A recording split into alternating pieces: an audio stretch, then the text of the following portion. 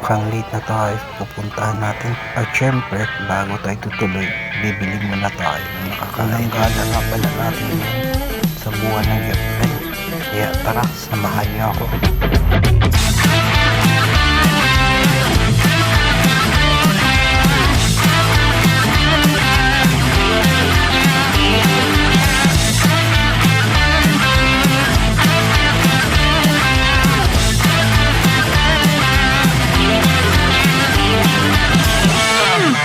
Siyempre, bago tayo tutuloy, papagas muna tayo.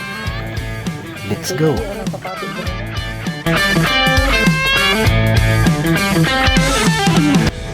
At para di tayo mawala, siyempre, magtatanong tayo.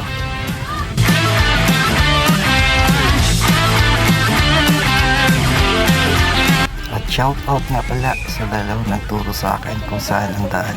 Salamat sa inyo mga boss.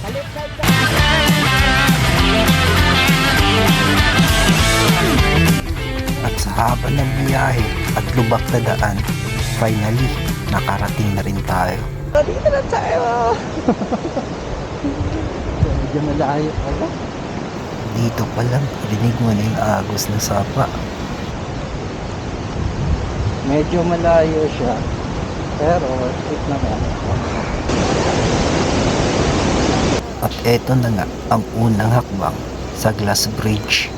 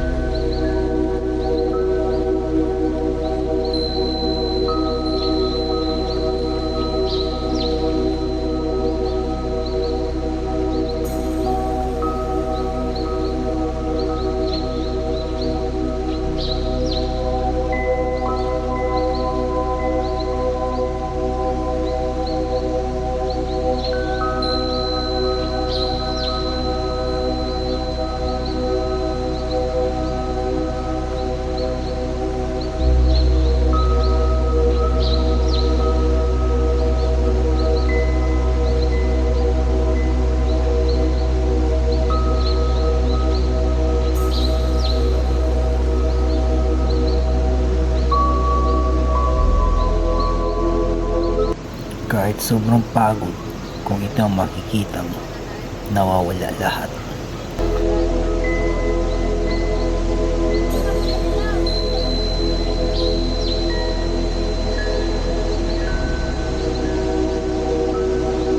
At ayun na nga, di na tayo bumaba.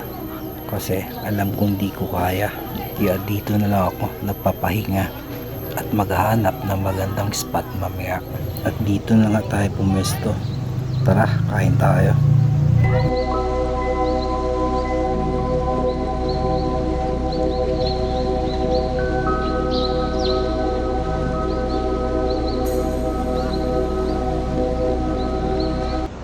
At shoutout nga pala sa kasamahan nating rider na biktima ng Google Map.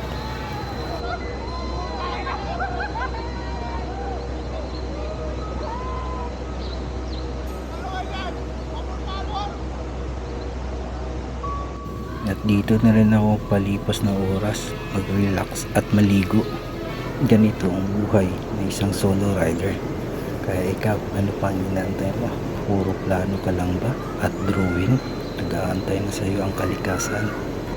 Kaya hanggang dito na lang. Maraming salamat sa pagsama sa aking solo venture.